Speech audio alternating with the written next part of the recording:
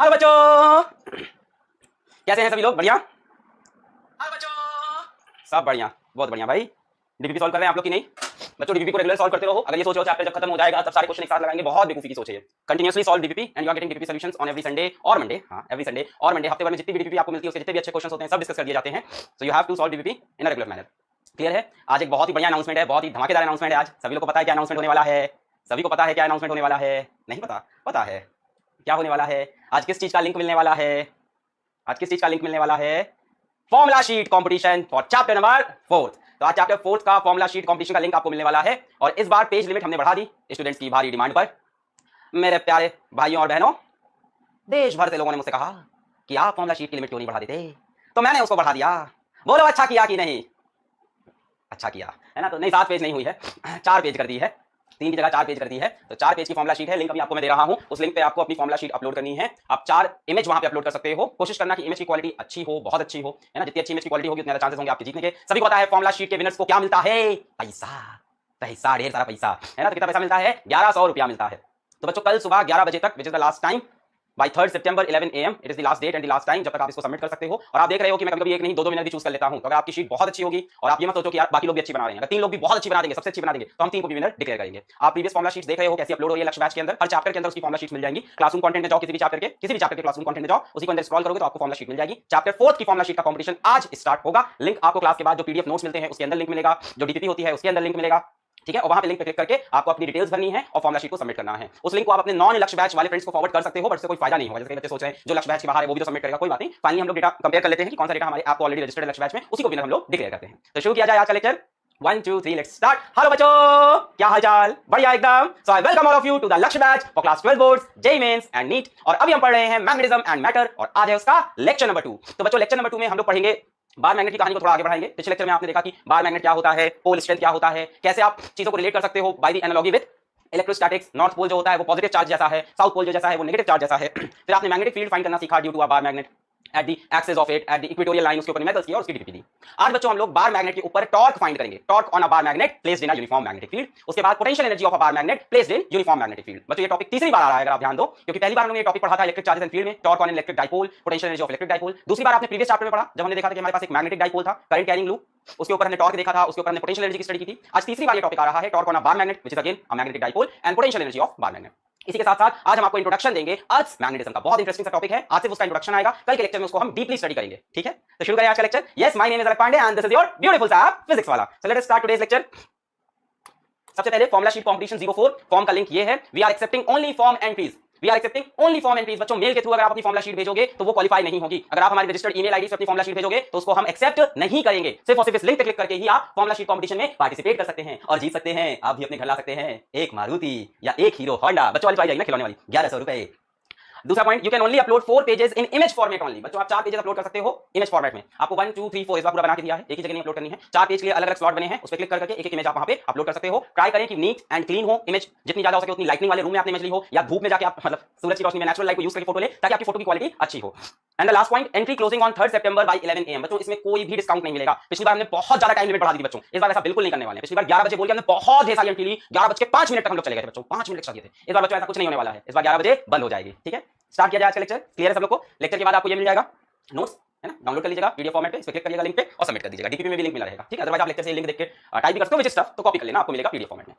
चलो भाई, टुडेस गोल, आज का गोल क्या है? आज का गोल है torque on a bar magnet in uniform electric field. बच्चों bar magnet is a magnetic dipole, तो torque on a magnetic dipole in uniform magnetic field. Next, potential energy of a bar magnet in a uniform magnetic field, same कहानी, potential energy of magnetic dipole in uniform magnetic field. And last is introduction to earth mechanism. बहुत ही हल्का सा lecture होने वाला है, सवाल exclusive लेके आए हैं, नए सवाल लेके आए हैं और साथ में आपको दे रहा हूं एक खूबसूरत सी डीपीपी। तो शुरू करें आज का lecture, let us start. So बच्चों फर्स्ट टॉपिक हमारा आज का है torque on a bar magnet या magnetic dipole in a uniform magnetic field. बच्चों ये एक बार मैग्नेट है, सभी को दिख रहा है, यहाँ इसका साउथ पोल, यहाँ नॉर्थ पोल। बच्चों इस मैग्नेट की जो लेंथ है दैट इज 12। हाँ ये बोर्ड का टॉपिक है, बिल्कुल मत परेशान हो, जो भी पढ़ा रहे हैं सब बोर्ड का टॉपिक है, ठीक है? इसकी लेंथ कितनी है? 12 है, यहाँ साउथ पोल, यहाँ नॉर्थ पोल। बच्चों यहाँ पे एक यूनिफॉर्म मैग्नेटिक फील्ड है। कैसी मैग्नेटिक फील्ड है? Uniform magnetic field. बच्चों हम लोगों ने जितने भी इस तरह के टॉर्क और पोटेंशियल एनर्जी के एक्सप्रेशन पढ़े हैं, सब के सब यूनिफॉर्म मैग्नेटिक फील्ड या यूनिफॉर्म इलेक्ट्रिक फील्ड में एक यूनिफॉर्म मैग्नेटिक फील्ड मिल रही है। बच्चों यहाँ पे जो हमारे पास ये बार मैग्नेट है, इसकी पोल स्ट्रेंथ अगर देखें तो इस तरफ भी पोल स्ट्रेंथ m है, इस तरफ भी m है, स्मॉल m पोल स्ट्रेंथ। बच्चों इसके मैग्नेटिक मोमेंट का डायरेक्शन क्या होगा? सभी लोग कमेंट करके बताएं जल्दी से,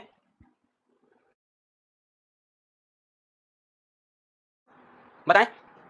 साउथ टू नॉर्थ, सभी को क्लियर है क्या होगा? South to north. तो बच्चों मैग्नेटिक मोमेंट मेरे ख्याल से इस तरह से हो जाएगा, इसका ऐसे साउथ टू नॉर्थ। बच्चों ध्यान से देखें, मैग्नेटिक मोमेंट वेक्टर में और मैग्नेटिक फील्ड के बीच में कितना एंगल बना हुआ है? थीटा। तो हम बोल सकते हैं theta is the angle between theta is the angle between vector m and vector b। ठीक है, मैग्नेटिक मोमेंट में और मैग्नेटिक फील्ड में कितना एंगल है थीटा। बच्चों वेक्टर m कितना होता है या m की वैल्यू कितनी होती है सभी को पता होगी। m की वैल्यू क्या होगी, स्मॉल m इंटू 12, यही होती है small m into 12, magnetic moment या magnetic dipole moment small m into 12। अब बच्चों बात आती है कि इस डाइपोल पे कितनी फोर्स लग रही है, इस डाइपोल पे कितनी फोर्स लग रही है। बच्चों नॉर्थ पोल को हम लोग कैसे देखते हैं, पॉजिटिव चार्ज की तरह, और साउथ पोल को नेगेटिव चार्ज की तरह। तो दिमाग लगाएं, मान लेते हैं कि ये प्लस क्यू जैसा है और मान लेते हैं कि ये माइनस क्यू जैसा है। नॉर्थ पोल पॉजिटिव चार्ज जैसा, साउथ पोल नेगेटिव चार्ज जैसा।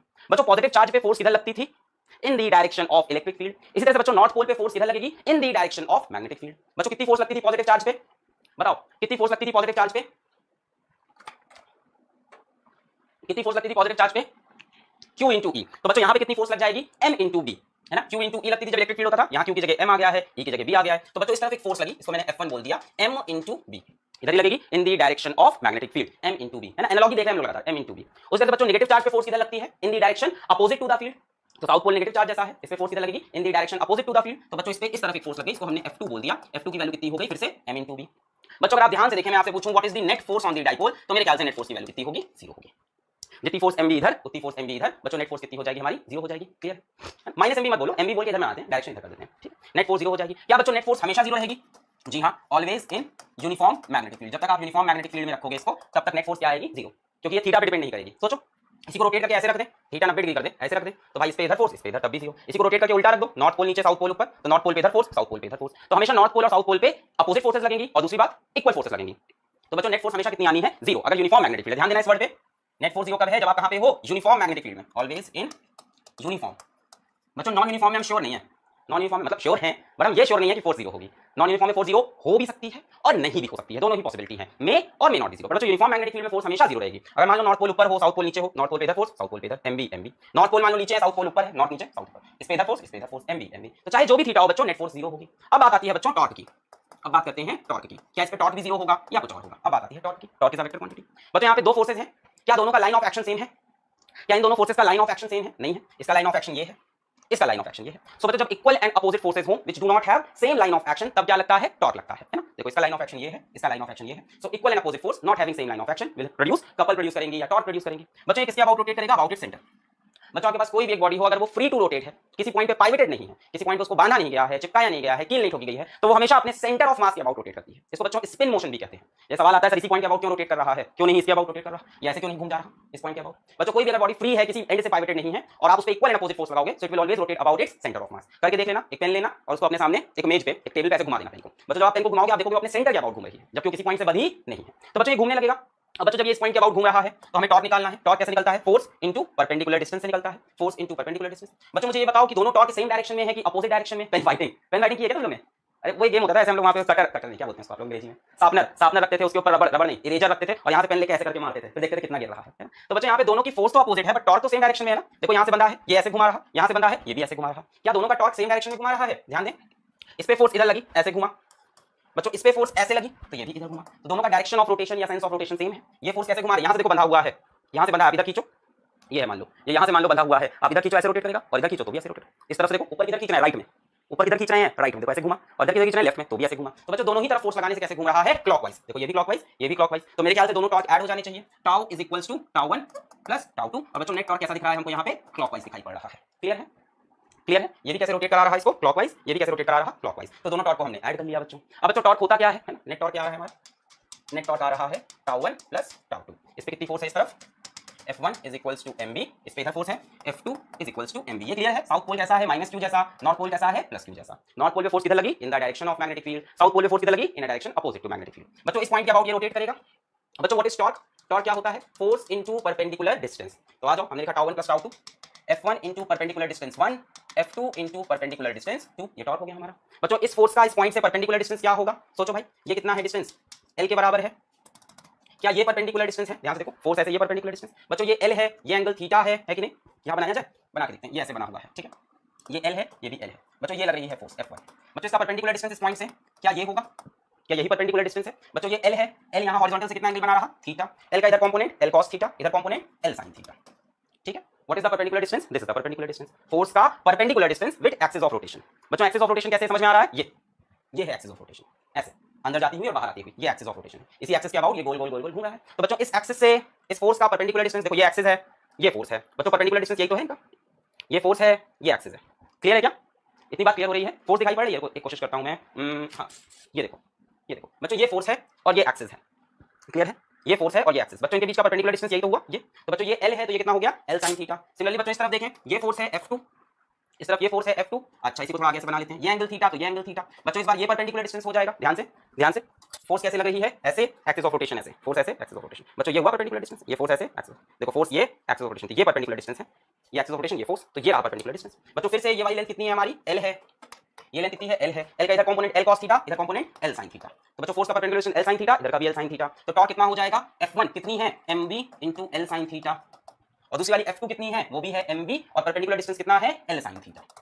बच्चों दोनों ही टॉर्क इधर घुमा रहे हैं, बॉडी को क्लॉकवाइज घुमा रहे हैं। बच्चों यहाँ से ये मेरे ख्याल से हो गया 2 times of mb L sin theta, हो जाएगा क्लॉकवाइज। अब बच्चों इसको हम लोग कैसे लिखेंगे? सभी को पता है कैसे लिखते हैं? m into 2L into b into sin theta. बोले ऐसे लिखेंगे, m into 2L into b into sin theta. बच्चों m into 2L क्या बन गया? मैग्नेटिक मोमेंट बन गया, mb sin थीटा। अब बच्चों mb sin थीटा को हम क्या लिख सकते हैं? m क्रॉस b लिख सकते हैं। बस ये चेक कर लो कि m क्रॉस b का डायरेक्शन टॉर्क के साथ आ रहा है कि नहीं। भाई टॉर्क वेक्टर क्वांटिटी है, torque is a vector quantity. m cross b का डायरेक्शन टॉर्क के डायरेक्शन में है कि नहीं? mb sin थीटा आ रहा है। अब m क्रॉस b है कि नहीं ये पता करना है, ठीक है? देख लेना, ध्यान से देख लें, फिर आगे बढ़ो। ध्यान से देख लेना बच्चों, टॉर्क कितना आया हमारा? टॉर्क आया है mb sin थीटा। जरा ध्यान से देखें बच्चों, ये रहा मैग्नेटिक डाइपोल, इधर क्या था? नॉर्थ पोल, इधर क्या था? South pole. इधर फोर्स ऐसे लग रही थी F1, इधर फोर्स ऐसे लग रही थी F2। दोनों फोर्सेस के चलते ये ऐसे रोटेट कर रहा था, ऐसे रोटेट कर रहा था, यानी क्लॉकवाइज रोटेशन है हमारा। टॉर्क कैसा है हमारा? क्लॉकवाइज है बच्चों। अब जरा m क्रॉस b का डायरेक्शन पकड़ते हैं बच्चों। मैग्नेटिक मोमेंट ऐसे हो जाएगा m, और बच्चों मैग्नेटिक फील्ड कैसी है यहाँ पे? मैग्नेटिक फील्ड कैसी है यहाँ पे? ये है मैग्नेटिक फील्ड, ये है मैग्नेटिक फील्ड। बीच में एंगल कितना है इनके? थीटा। जरा m क्रॉस b को देखो, जरा m क्रॉस b को देखो। m क्रॉस b बच्चों ये भी क्लॉकवाइज है, m क्रॉस b ये भी क्लॉकवाइज आ रहा है, m क्रॉस b। तो हमारा m क्रॉस b भी क्लॉकवाइज, हमने टेस्ट करके देख लिया। m क्रॉस b कैसा आ रहा है? क्लॉकवाइज। उसकी वैल्यू कितनी होती है? mb sin थीटा, ठीक है? तो ये भी क्लॉकवाइज आ रहा है हमारा m क्रॉस b। तो हम लिख सकते हैं torque is equals to m cross b। ये एक्सप्रेशन तीसरी बार शायद आई हुआ इस तरह का, m क्रॉस b। बच्चों इसकी एनालॉजी सभी को पता है। b क्रॉस m नहीं ले सकते बच्चे, b क्रॉस m देखो एंटी क्लॉकवाइज है।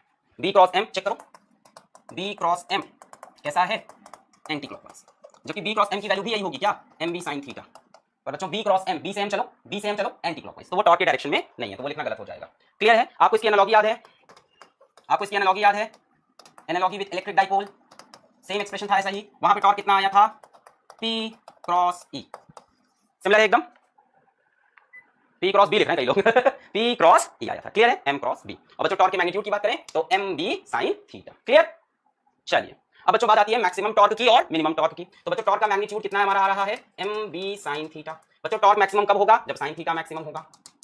टॉर्क का मैग्नीट्यूड मैक्सिमम कब होगा बच्चों? जब sin थीटा मैक्सिमम होगा। बच्चों sin थीटा की मैक्सिमम वैल्यू कितनी होती है? sin थीटा की मैक्सिमम वैल्यू 1 होती है। कब आती है? जब थीटा 90 डिग्री होता है कि नहीं? जब थीटा 90 डिग्री हो, यानी मैग्नेटिक फील्ड ऐसे हो और मैग्नेटिक मोमेंट इसके परपेंडिकुलर हो। ये हो गया, ठीक है? मैग्नेटिक फील्ड ऐसे हो और मैग्नेटिक मोमेंट इसके परपेंडिकुलर हो। ये यहाँ पे मान लेते हैं साउथ, यहाँ पे मान लेते हैं नॉर्थ। ये हो गया मैग्नेटिक मोमेंट। कितना एंगल हो गया? 90 डिग्री। कई लोग 270 यहाँ पे कमेंट करेंगे, 270 भी सही आंसर है बच्चों। इसी का जस्ट रिवर्स डायरेक्शन, वो भी सही है। वहाँ पे भी हमारा टॉर्क मैक्सिमम आएगा। कितना टॉर्क होगा बच्चों? sin थीटा की वैल्यू 1 हो गई, तो टॉर्क मैक्सिमम कितना होता है? सभी को याद होगा, m into b। sin theta की वैल्यू 1 हो गई। ये भी केस हो सकता है और इसका ऑपोजिट केस भी हो सकता है, 270 डिग्री वाला, उसमें मुझे कोई दिक्कत नहीं है। ये भी केस हो सकता है, मैं बिल्कुल मना नहीं कर रहा हूँ। यहाँ साउथ, यहाँ नॉर्थ, ये केस भी आप ले सकते हो। इस केस में एंगल कितना हो जाएगा हमारा? मैग्नेटिक मोमेंट ऐसे, मैग्नेटिक फील्ड ऐसे, मैग्नेटिक मोमेंट ऐसे, मैग्नेटिक फील्ड ऐसे। एंगल कितना हो जाएगा बच्चों? मैग्नेटिक फील्ड से एंगल लोगे तो पूरा घूम के जाना पड़ेगा ऐसे। कितना हो जाएगा? 270 डिग्री। ठीक ठीक। अच्छा अब बात आई बच्चों मिनिमम टॉर्क की। यहाँ पे तो टॉर्क मिनिमम कितना होगा? Tau is equals to mb sin theta. बच्चों टॉर्क मिनिमम तब होगा जब sin थीटा की वैल्यू मिनिमम हो। sin थीटा की मिनिमम वैल्यू कितनी होगी? 0। कई लोग -1 भी सोच रहे होंगे। बच्चों यहाँ पे मैग्नीट्यूड की बात हो रही है, ध्यान से देखो, मॉड लगा हुआ है, मैग्नीट्यूड की बात हो रही है। तो आप -1 वाला कैलकुलेट नहीं करो, -1 यहीं आ गया भाई, -1 रखोगे, हमको तो मैग्नीट्यूड चाहिए, तो मैक्सिमम में चला जाएगा, तो 0 वाली वैल्यू लेंगे। तो sin थीटा की मिन वैल्यू कितनी हो जाएगी? 0। कब होती है? जब थीटा 0 डिग्री हो या थीटा 180 डिग्री हो। यहाँ पे भी आप 90 भी लिख लो और 270 भी लिख लो, 0 डिग्री और 180 डिग्री दोनों ही केस में बच्चों टॉर्क कितना आ जाएगा हमारा? mb sin 0, sin 0 is 0, mb sin 180, sin 180 is also 0। बच्चों 0 टॉर्क आ जाएगा दोनों ही केस में, 0 टॉर्क। एक केस ये हो जाएगा, ये मैग्नेटिक फील्ड, दूसरा केस ये बना लेते हैं, ये मैग्नेटिक फील्ड। एक केस में क्या है? मैग्नेटिक मोमेंट के साथ 0 डिग्री है बच्चों, साउथ से नॉर्थ, ये हो गया मैग्नेटिक मोमेंट, थीटा की वैल्यू कितनी हो गई? 0 डिग्री। एक केस ये वाला हो जाएगा, साउथ से नॉर्थ, मैग्नेटिक मोमेंट ऐसे, थीटा की वैल्यू 180 डिग्री। कई बच्चे अगर आज ही बैच को ज्वाइन किए हैं, so I am really sorry for you guys, आपको प्रीवियस वीडियो देख के आने पड़ेंगे। ये टॉपिक हम लोग तीसरी बार पढ़ रहे हैं, इसलिए हम लोग आज थोड़ा सा स्पीड को पकड़ के चले हैं, वरना बहुत ही बोर हो जाएगा आज में धीमे धीमे एक पॉइंट रुकने लगा। ये सारी चीजें तीसरी बार पढ़ रहे हैं बच्चों हम लोग। यहाँ पे एंगल कितना हो गया? 180 डिग्री, यहाँ पे एंगल कितना हो गया? 0 डिग्री। क्लियर है? क्लियर है? क्लियर? मतलब 360 0 डिग्री के बराबर हो जाएगा, तो 360 को लेने की जरूरत नहीं, 360 0 डिग्री के बराबर। ठीक, यहाँ पे पैरेलल है, यहाँ पे एंटी पैरेलल है और यहाँ पे परपेंडिकुलर है। क्लियर, लिख सकते हो vector m is perpendicular to vector b। और बच्चों यहाँ पे क्या क्या केस है, वेक्टर m या तो पैरेलल है वेक्टर b के, या तो वेक्टर m एंटी पैरेलल है वेक्टर b के। क्लियर, ये पैरेलल हो गया, ये एंटी पैरेलल हो गया। चलो भाई आगे बढ़ते हैं, सवाल आ गया। A bar magnet has poles of strength 48 ampere meter which are 45 centimeter apart. What is the magnetic moment of the magnet? बच्चों एक बार मैग्नेट है, ऐसे मान लेते हैं साउथ नॉर्थ। अच्छा लेंथ कितनी है, विच आर 25 सेंटीमीटर अपार्ट। बच्चों जिसकी लेंथ है वो 25 सेंटीमीटर, ऐसे बोल सकते हो। जो 12 की वैल्यू दे रखी है, जिसकी लेंथ दे रखी है 12, वो 25 सेंटीमीटर है। और बच्चों जो इसकी पोल स्ट्रेंथ है m, वो कितनी दे रखी है 48 एम्पियर मीटर। हम लोग कई बार डिस्कस कर चुके हैं, ये किसमें आती है, एम्पियर मीटर में आती है। भाई क्या पूछ रहा है, मैग्नेटिक मोमेंट। मैग्नेटिक मोमेंट कितना हो जाएगा, m into 2l। बताएं सभी लोग, हो गया। हाँ बच्चा बोर्ड का टॉपिक है। हाँ m into 2l, m कितना है 48, लेंथ कितनी है 25 सेंटीमीटर। तो सेंटीमीटर को किसमें चेंज करना पड़ेगा, मीटर्स में। तो 25/100 मीटर्स में चेंज हो गया बच्चों। 25 × 25, 25 4 100, 4 1 4, 4 2 8, 12 एम्पियर मीटर स्क्वायर। ये यूनिट होती है इसकी 12 क्या, एम्पियर मीटर स्क्वायर। ध्यान से देखो ये किसमें है, एम्पियर मीटर में, और इसको भी आपने किसमें कन्वर्ट कर लिया है, मीटर्स में। मैं यूनिट भी लिखता हूं, एम्पियर मीटर स्क्वायर। 48 किसमें, एम्पियर मीटर, और लेंथ को आपने 25/100 किसमें कन्वर्ट कर लिया है, मीटर्स में। 25 × 25, 4 100, 4 12 48, 12 एम्पियर मीटर स्क्वायर। दूसरा पार्ट क्या है, what torque is required to hold this magnet at an angle 30 degree with a uniform field of flux density. बच्चों देखो ये फ्लक्स डेंसिटी वर्ड यूज किया। कल मैंने आपको बताया था कि फ्लक्स डेंसिटी किसके लिए यूज करते हैं, कल मैंने आपको बताया था फ्लक्स डेंसिटी का मतलब क्या होता है, स्ट्रेंथ ऑफ मैग्नेटिक फील्ड होता है। कितना दे रखा है, 0.15 टेस्ला। बात हो रखी है ना अपनी, ये सब तो फ्लक्स डेंसिटी मैग्नेटिक फील्ड की स्ट्रेंथ 0.15 टेस्ला। बच्चों पूछ रहा है what torque is required to hold this magnet at an angle 30 degree with a uniform magnetic field. अच्छा बच्चों यहाँ पे मान लो यूनिफॉर्म मैग्नेटिक फील्ड है, B is equals to 0.15 tesla. क्या है इसके अंदर, 30 डिग्री पे ये डाइपोल रखा हुआ है, 30 डिग्री पे, ठीक है ना, 30 डिग्री पे, ये साउथ ये नॉर्थ, कितने एंगल पे रखा है यहाँ से 30 डिग्री पे। अब बच्चों एक बात बताओ, जब ये 30 डिग्री पे रखा है तो इसके ऊपर एक टॉर्क लग रहा होगा, क्यों भाई, नॉर्थ पोल पे इधर फोर्स लगेगी, साउथ पोल पे इधर फोर्स लगेगी, है कि नहीं, मैग्नेटिक फील्ड ऐसे है, नॉर्थ पोल पे इधर फोर्स, साउथ पोल पे इधर फोर्स। बच्चों ये इधर घूमना चाहेगा, ये इधर। ध्यान से सुनना, अगला जो सवाल आने वाला है बढ़िया सवाल है, बढ़िया सवाल है। अभी तुमने क्या किया, सीधा टॉर्क की वैल्यू निकाली है, सीधा टॉर्क निकाल देते हैं यार। ध्यान देखो उसने पूछा क्या है, what torque is required to hold this magnet at an angle 30 degree with uniform field. What torque is required, 0.9 Nm क्या, क्लॉकवाइज या एंटी क्लॉकवाइज, आंसर दो। यहां मान लो दो ऑप्शन आ जाते हैं, सेकंड पार्ट के दो ऑप्शन हैं, क्वेश्चन के पार्ट 2 के मान लो दो ऑप्शन हैं। ऑप्शन ए है 0.9 न्यूटन मीटर क्लॉकवाइज और ऑप्शन बी है 0.9 न्यूटन मीटर एंटी क्लॉकवाइज। उसके बाद एग्जाम में आपसे दो ऑप्शन और क्लियर कर लेगा, कौन सा। कई बच्चे क्लॉकवाइज बता रहे हैं, कई बच्चे एंटी क्लॉकवाइज बता रहे हैं, आपका आंसर भी सही नहीं है। आपने बस क्या किया, ब्लाइंड गेम। यहां पे देखा टॉर्क पूछा है, थीटा दिख गया, बी दिख गया, एम दिख गया, एम भी साइन थीटा कर देते हैं। क्लॉकवाइज या एंटी क्लॉकवाइज, सोचो। What torque is required to hold this magnet, इसे रोक कर रखना है, इसे घूमने नहीं देना है। What torque is required to hold this magnet, इसे रोके रखना है। अब जरा देखो, at an angle 30 degree with uniform. बच्चों ये मैग्नेटिक मोमेंट का डायरेक्शन हो जाएगा साउथ से north, magnetic moment. Magnetic moment से फील्ड कितना एंगल बना रहा, 30। बच्चों कितना टॉर्क लग रहा है इस पे, torque due to magnetic field. बच्चों मैग्नेटिक फील्ड की वजह से कितना टॉर्क लग रहा है इस पे, torque due to magnetic field. Magnetic field की वजह से कितना टॉर्क लग रहा है इस पे, एम बी साइन थीटा। किस तरफ, क्लॉकवाइज। इसने इधर घुमाया, इसने इधर, किस तरफ, क्लॉकवाइज, क्लॉकवाइज। एम की वैल्यू कितनी निकाली थी आपने, 12। बी की वैल्यू कितनी है 0.15 यानी 15/100 बोल सकते हैं, 0.15 यानी 15/100। साइन थीटा, साइन कितना है, साइन 30, किधर, क्लॉकवाइज। 12 × 15/100 साइन 30 की वैल्यू हुई हाफ, क्लॉकवाइज। बच्चों 2 1 2 2 6 12 15 6 90/100 क्लॉकवाइज। बच्चों कितना आया, 0.9 न्यूटन मीटर क्लॉकवाइज। ये किसका टॉर्क है, मैग्नेटिक फील्ड का है। आपसे क्या पूछ रहा है, what torque is required to hold this magnet, इसे रोक कर रखना, इसे घूमने नहीं देना है। तो बच्चों जो टॉर्क रिक्वायर्ड होगा, torque required to hold it, to hold it मतलब वो आपसे कह रहा है ऐसा टॉर्क लगा दो कि आपका नेट टॉर्क कितना हो जाए, 0 हो जाए। नेट टॉर्क कितना हो जाए, 0। तो बच्चों टॉर्क रिक्वायर्ड कितना हो जाएगा, टॉर्क रिक्वायर्ड कितना हो जाएगा, जो टॉर्क मैग्नेटिक फील्ड का है, माफ करना, टॉर्क रिक्वायर्ड कितना हो जाएगा, टॉर्क रिक्वायर्ड कितना हो जाएगा, negative of torque of magnetic field है कि नहीं, उसका नेगेटिव होगा, यानी कितना हो जाएगा 0.9 newton metre anti clockwise. Magnetic field इधर घुमा रही है, रोकने के लिए अपोजिट डायरेक्शन में टॉर्क लगाना पड़ेगा। क्लियर हुई बात, क्लॉकवाइज नहीं एंटी क्लॉकवाइज। मैग्नेटिक फील्ड इधर घुमा रही है, क्लॉकवाइज घुमा रही है, रोकने के लिए किधर लगाना पड़ेगा, एंटी क्लॉकवाइज लगाना पड़ेगा। अब इसमें कई लोग दिमाग लगा रहे हैं, सर क्या होता कि ऐसे रखा होता, आपने ऐसा क्यों बनाया, नॉर्थ पोल ऊपर साउथ पोल नीचे, मैं उल्टा बनाएगा, फिर मेरा एंटी क्लॉकवाइज आंसर क्लॉकवाइज आएगा। डायरेक्टर साहब आपने ध्यान नहीं दिया, यहां पे क्या लिखा है, to hold this magnet at an angle 30 degree. Magnet कितने एंगल पे है, 30। मैग्नेट मतलब क्या, मैग्नेटिक मोमेंट 30 डिग्री पे है। सवाल में ये बात गिवन है, what torque is required to hold this magnet at an angle 30 degree, यानी कि जो इसका मैग्नेटिक मोमेंट है वो मैग्नेटिक फील्ड के साथ 30 डिग्री पे होगा। क्लियर है, चलिए भाई आगे बढ़ते हैं। A bar magnet with poles 25 cm apart and of pole strength, बहुत बढ़िया सवाल है बच्चों, ये आईटी में आया हुआ सवाल है, पर ये बहुत पुराना आईटी का सवाल है। उस time IT JEE Mains JEE advance नहीं होता था, स्क्रीनिंग होता था। बढ़िया सवाल है। A bar magnet with poles 25 cm apart and a pole strength 14.4 ampere meter rest with its center on a frictionless pivot। अब ये पाइवट क्या है बच्चों, पाइवट मतलब कील ठोक दिया है। पाइवेट मतलब कील ठोक दिया, frictionless pivot, it is held in equilibrium, it is held in equilibrium, ध्यान दें, it is held in equilibrium बच्चों, it is held in equilibrium at 60 degree to a uniform magnetic field of induction 0.25 tesla by applying a force F at right angle to its axis 12 centimetre from its pivot, calculate F। बच्चों यहाँ पे सिर्फ rotational equilibrium होगा, only rotational equilibrium. वैसे यहाँ पे pivot लगा रखा है तो पाइवेट से नॉर्मल रिएक्शन मिल जाएगा, लेट अस लीव दिस। फिर मैं आपको हिंट के लिए लिख देता हूँ, solve for rotational equilibrium. Pivot की वजह से इसका वैसे ट्रांजिशनल इक्विलिब्रियम अपने आप होगा, फोर्स अपने आप पाइवेट को संभाल लेगा। क्या बोल रहा है जरा सवाल समझो, at 60 degree to a uniform magnetic field. बच्चों यहाँ पे एक यूनिफॉर्म मैग्नेटिक फील्ड है, नेक्स्ट पेज पे चलते हैं, सवाल पढ़ लो, बताओ अच्छा क्या होगा आंसर, एक बार ट्राई भी कर लो, क्या होगा answer. Yes it is not live, बच्चा कह रहा है it is not live, no बच्चों it is not live, it is dead. C B B C, 4 page में formula sheet, not 3 page, C C C 8.5। Sir let us solve, आओ solve करते हैं। एक बच्चा कह रहा है ये रिकॉर्डेड है, हाँ तुम सही कह रहे हो ये रिकॉर्डेड है, एकदम सही बात, D D D D, let us solve, आओ किया जाए, बढ़िया सवाल है। A bar magnet with poles इतना apart and of pole strength इतना rest with its centre on a frictionless pivot, it is held in equilibrium at 60 degree to a uniform magnetic field of induction इतना। पहले आ जाओ इतने पे आते हैं बच्चों, यहाँ पे एक मैग्नेटिक फील्ड है,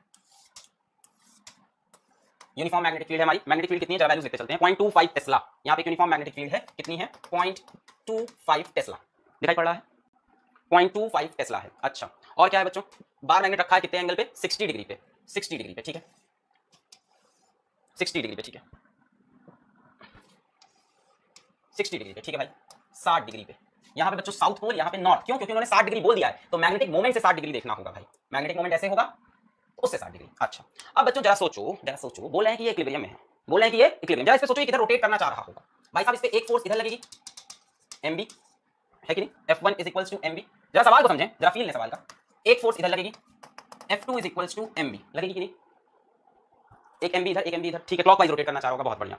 अब बच्चों ये बोल रहे हैं नहीं रोटेट नहीं करने देंगे, ये कह रहे हैं रोटेट नहीं करने देंगे, सवाल क्या है, it is held in equilibrium at 60 degree to a uniform magnetic field of induction इतना by applying a force F। जरा देखो क्या किया है, एक नई फोर्स है, by applying a force F at right angle to its axis 12 centimetre from its pivot, एक फोर्स F लगी है by applying a force capital F at right angle to its axis, इसके एक्सिस के 90 degree पे, 12 centimetre from its pivot. बच्चों pivot कहां पे है, सेंटर पे है, ये रहा पाइवेट, यहां पे इसको बांध दिया गया, यहां पे इसको ऐसे कील ठोक दी गई है, बट बच्चों ये फ्रिक्शनलेस पाइवेट है, कोई फ्रिक्शन नहीं है, घूम सकते हैं गोल गोल, है ना, बीच से आप कीला गाड़ दो और क्या करो इसको नचा दो, भाई अभी ये नाचना चाह रहा है ऐसे करके। अब बताओ फोर्स कहां पे लगाऊं, मुझे ये बताओ, फोर्स यहां लगेगी कि यहां लगेगी, सोच के बताओ, असल में दोनों तरफ लग सकती है। अगर मैं फोर्स ऊपर लगाऊं तो किस डायरेक्शन में, इस डायरेक्शन में कि इस डायरेक्शन में, टुवर्ड्स यहां लगाऊंगा मैं फोर्स, मेरा डिसीजन यहां लगा रहा हूं, तो मुझे बताओ टुवर्ड्स लेफ्ट होगी कि टुवर्ड्स राइट, लगा कहीं भी सकते हो ऊपर नीचे दोनों तरफ, ऊपर में टुवर्ड्स लेफ्ट की टुवर्ड्स राइट, ऊपर में टुवर्ड्स लेफ्ट की टुवर्ड्स राइट, ऊपर में, अगर मैं ऊपर लगा रहा हूं, if force F is above pivot, हमने मान लिया, अब मुझे बताओ किधर लगेगी, लेफ्ट में कि राइट में, सोचो, इसको रोकना भी है भाई, ये ऐसे घूम जाएगा, ये ऐसे घूम जाएगा। अगर हम यहां पे फोर्स बच्चों, हमने पहले मान लिया पाइवेट से कहां है, ऊपर है, कितना ऊपर है जरा देख लें, 12 centimetre from its pivot by applying a force F at right angles to its axis 12 centimetre from its pivot, pivot से 12 सेंटीमीटर ऊपर। बच्चों टोटल लेंथ कितनी है इसकी, 25 सेंटीमीटर है, 25 सेंटीमीटर टोटल लेंथ है, मतलब ये कितनी होगी 12.5 सेंटीमीटर और ये कितना होगा 12.5 सेंटीमीटर, तो यहां से एकदम कोने पे पहुंच जाएंगे हम बच्चों, यहां कहीं फोर्स लगेगी यहां पे। अब अगर यहां पे आप राइट में लगा दोगे इस तरफ, अगर मान लो आप राइट में लगा दो तो फिर तो ये घूमने ही लगेगा, हाँ लेफ्ट, अब सबको समझ में आ गया, टुवर्ड्स लेफ्ट कैंसिल करने के लिए, अगर आप राइट में ही लगा दोगे तो फिर तो ये घूम जाएगा ना भाई, आपने यहाँ पे राइट में लगा दी, एक तो ये ऐसे ही घूम रहा था क्लॉकवाइज, आपने राइट में लगा दी तो इधर ही घूमेगा, लेफ्ट में लगा के आप इसको रोक सकते हो भाई, लेफ्ट में लगाओगे तो उधर रोटेट करेगा अपोजिट डायरेक्शन में, तो भाई यहाँ पे 90 डिग्री पे लगनी है, जरा इसका भी ध्यान दें, एक्सिस से 90 डिग्री पे ये फोर्स ऐसे लगी, एक्सिस से 90 डिग्री पे 12 सेंटीमीटर दूर, एक्सिस से ये एक फोर्स लगी F, कितने एंगल पे 90 डिग्री पे बच्चों, और कितनी दूर पे लगी है 12 सेंटीमीटर दूर लगी है, हम नहीं कह रहे, इन्होंने खुद दे रखा है, फोर्स कहां पे लगी है 12 सेंटीमीटर। अब बच्चों ये फोर्स रोक सकती है भाई, इस तरफ लगेगी तो इधर का टॉर्क क्रिएट करेगी। अब हम क्या बोलेंगे भाई इस केस में, इसके ऊपर क्या होगा, नेट टॉर्क 0 होगा, तभी तो ये इक्विलिब्रियम में आएगा। आप नीचे भी ले सकते हो, कोई दिक्कत नहीं, फिर नीचे भी इधर लगाना पड़ेगा, डायरेक्शन हमने पहले मान लिया ऊपर। अब भाई नेट टॉर्क 0 करना पड़ेगा, नेट टॉर्क 0 का मतलब कि जितना क्लॉकवाइज टॉर्क है उतना ही एंटी क्लॉकवाइज टॉर्क होना चाहिए। बच्चों क्लॉकवाइज टॉर्क ये भी प्रोड्यूस कर रहा है, ये भी सुर सुर, क्लॉकवाइज कौन कौन प्रोड्यूस कर रहा है, ये क्लॉकवाइज और ये भी क्लॉकवाइज, यानी मैग्नेटिक फील्ड तो क्लॉकवाइज प्रोड्यूस कर रही है, और जो अप्लाइड फोर्स है वो देखो बच्चों सुर कैसे प्रोड्यूस कर रही है, एंटी क्लॉकवाइज, ये ऐसे रखा है, अप्लाइड फोर्स ऐसे खींच रही है एंटी क्लॉकवाइज। एक बढ़िया सवाल डाल दिया मैंने आज, ये है हमारा रॉड, जो मैग्नेटिक फील्ड है वो किधर रोटेट कर रही है, क्लॉकवाइज क्लॉकवाइज, और जो फोर्स हमने लगाई है एक नई फोर्स है by applying a force F, एक फोर्स हमने लगाई, वो कैसे घुमा रही है इसको, देखो फोर्स ऐसे लगाई एंटी क्लॉकवाइज, तो भाई क्लॉकवाइज कौन घुमा रहा है, मैग्नेटिक फील्ड, और एंटी क्लॉकवाइज कौन घुमा रहा है इसको, जो हमने फोर्स लगाई है, फोर्स F। बच्चों मैग्नेटिक फील्ड का टॉर्क कितना होता है m, मैग्नेटिक फील्ड का टॉर्क कितना होता है m b sin थीटा। बच्चों इस फोर्स का टॉर्क कितना होगा क्या आप निकाल सकते हो, अप्लाइड फोर्स का टॉर्क कितना होगा बच्चों? टॉर्क क्या होता है? Force into perpendicular distance, force into perpendicular distance, है ना? क्या होगा? Force into perpendicular distance. Clear है? एम की वैल्यू कितनी हो जाएगी? मैग्नेटिक मोमेंट कितना हो जाएगा? यहाँ पे देखो बच्चे, इसका पोल स्ट्रेंथ दिया है 14.4 एम्पियर मीटर, इसका लेंथ दिया है 25 सेंटीमीटर, यही है। मैग्नेटिक मोमेंट कितना हो जाएगा इसका? m इंटू 12, 14.4 इंटू 25/100, ये हो जाएगा मैग्नेटिक मोमेंट। 25 1 25, 4 100, क्या ये 4 से कट रहा है? 4 3 12, 24, 4 6 24, 3.6 एम्पियर मीटर स्क्वायर। बोलो सही है? बोलो सही है? Magnetic moment m into 12 m 14.4, length इसकी कितनी है? पोल्स 25 सेंटीमीटर अपार्ट है, 25/100 है ना, मीटर में चेंज कर लिया। 25 4 100, 4 3 12, 24, 3.6, चलो ये भी मिल गई। वैल्यू रखी जाए m की 3.6। मैग्नेटिक फील्ड कितनी है हमारी? 0.25, यानी 25/100 लिख ले फिर से। Magnetic field 0.25 tesla, 0.25 tesla, 25/100। Sine theta बच्चों एंगल कितना दिया है? 60, तो sine 60 degree is equal to जो फोर्स है वो नहीं पता, और बच्चों परपेंडिकुलर डिस्टेंस कितना दे रखा है? 12 सेंटीमीटर, तो 12/100, 12 सेंटीमीटर, 12/100। क्लियर है? यहां से 100 कैंसिल, कितना हो जाएगा? 3.6 इंटू 25, साइन 60 हो जाएगा √3/2, 12 को भी इधर लाके डिवाइड कर दो, divided by 12 is equals to 4f। बोलो सही है? Divided by 12 is equals to 4f। कितना हो जाएगा बच्चों? यहाँ से इसको डेसिमल को हटा के नीचे 0 लगा लो। 12 12 12 3 36, और क्या कटेगा? 25 कट जाएगा, 5 5 25, 5 2 10, 5 3 15, 15 √3, फोर्स कितनी आ रही है? 5 3 15 √3 अपॉन 4, फोर्स कितनी आ रही है? 15 √3/4, कितना हो जाएगा? 15 इंटू 1.732/4, कितना हो जाएगा बच्चों? ये 15 2 30, 3 15 3 45, और 3 48, 4 15 7 105, और 4 109, 10 15 15, और 10 25.9 अपॉन 4, 4 6 24, 19, 4 4 16, 38, 4 9 36, 6.49 कुछ आ रही है। लेट 15 भी 16 नहीं कर सकते, लेट 15 भी 16, आंसर देखो बड़े क्लोज है, 6.5 7.5 8.5, है ना? लेट 15 भी 16 करोगे तो खेल खराब हो जाएगा। कितना आ रहा है? क्लियर है? 6.49 या 6 कुछ आ रहा है। सो अप्रोक्सीमेटली हमारी फोर्स कितनी हो जाएगी? 6.5 न्यूटन। क्लियर? क्लियर? 6.5। बच्चों जिनका नहीं आया कैलकुलेशन मिस्टेक है। क्लियर? बहुत बढ़िया, बहुत बढ़िया। ठीक है, तो यहाँ पे एक टॉर्क ऑलरेडी मैग्नेटिक फील्ड बना रही थी, एक टॉर्क बच्चों हमने बना लिया परपेंडिकुलर फोर्स लगा के। परपेंडिकुलर फोर्स किधर लगाई हमने? ऊपर लगाओगे तो इधर, और नीचे लगाओ तो इस तरफ लगाना, नीचे लगाओ तो इधर लगाना, फिर इधर रोटेट कराएगा। अगर नीचे साइड लगाओगे तो इस तरफ लगेगी, राइट में। क्लियर? क्या आ रहा है? 12.5 नहीं गलत है, यही आएगा बच्चों answer. Correct, 100% correct, 100% correct. Clear? चलो भाई आगे बढ़ते हैं बच्चों। नेक्स्ट आ गया potential energy of a bar magnet या magnetic dipole in a uniform magnetic field. बच्चों क्या हमें पोटेंशियल एनर्जी सीधा सीधा निकालना आता है? क्या हमें पोटेंशियल एनर्जी निकालना सीधा सीधा आता है? कोई तरीका हमारे पास जिससे हम सीधा सीधा पोटेंशियल एनर्जी निकाल सकें? मेरे ख्याल से तो नहीं है। हम क्या निकालते हैं हमेशा? Change in potential energy. और चेंज इन पोटेंशियल एनर्जी कैसे निकालते हैं? कैसे निकालते हैं? नो तो सही बात है, कैसे निकालते हैं? चेंज इन पोटेंशियल एनर्जी कैसे निकालते हैं? एनालॉजी से तो तुरंत हो जाएगा, -m.b वर्क डन से। ठीक है, तो ये हमारा डाइपोल है, ये हमारा मैग्नेटिक डाइपोल है। ठीक, मैग्नेटिक फील्ड के साथ इनिशियली मान लेते हैं θ1 एंगल पे है, और रोटेट करके मान लेते हैं θ2 एंगल पे हम लेके गए हैं। कौन लेके गया है? मान लेते हैं हम लेके गए। अभी कहां है? θ1 एंगल पे है, और रोटेट करके कहां पहुंच गया? θ2 एंगल पे पहुंच गया बच्चों। θ1 से θ2 रोटेट कर दिया। तो बच्चों पोटेंशियल एनर्जी निकालना तो नहीं आता, हमें ये पता है कि जो वर्क डन होता है वो किसके इक्वल होता है? डेल्टा यू के इक्वल होता है। तो बच्चों जो वर्क डन होगा, क्या उसको हम बोल सकते हैं you final minus you initial? बोल सकते हैं you final minus you initial. अब बच्चों वर्क डन हमें निकालना पड़ेगा। वर्क डन हम कैसे फाइंड करें? वर्क डन बच्चों आपको याद है, मैंने कई बार आपको बताया है कि रोटेशनल मोशन का या एंगुलर मोशन का वर्क डन कैसे निकालते हैं। For angular motion, for angular motion बच्चों वर्क डन कैसे निकालते हैं? हमारे पास क्या तरीका होता है एंगुलर मोशन का वर्क डन निकालने का? अगर छोटा सा वर्क डन डी डब्ल्यू निकालना है तो उसको हम क्या बोलते हैं? Tau D theta. याद है? Tau D theta. और छोटा सा वर्क डन लीनियर में होता है तो एफ डी एक्स। यहाँ पे क्या हो जाएगा? Tau D theta. भाई साहब हमने कहां से कहां रोटेट किया? θ1 से θ2। इनिशियली कहां पे है ये? इनिशियली कहां पे है? θ1 पे, फाइनली कहां पे है? θ2 पे। क्लियर है? क्लियर? जो लोग को नहीं समझ पा रहे इसका मतलब आपने प्रीवियस लेक्चर देख रखे हैं, इसमें बहुत बार डिस्कस कर चुके हैं। छोड़िए, तो हमारा छोटा सा वर्क डन कितना हो जाएगा? Tau D theta.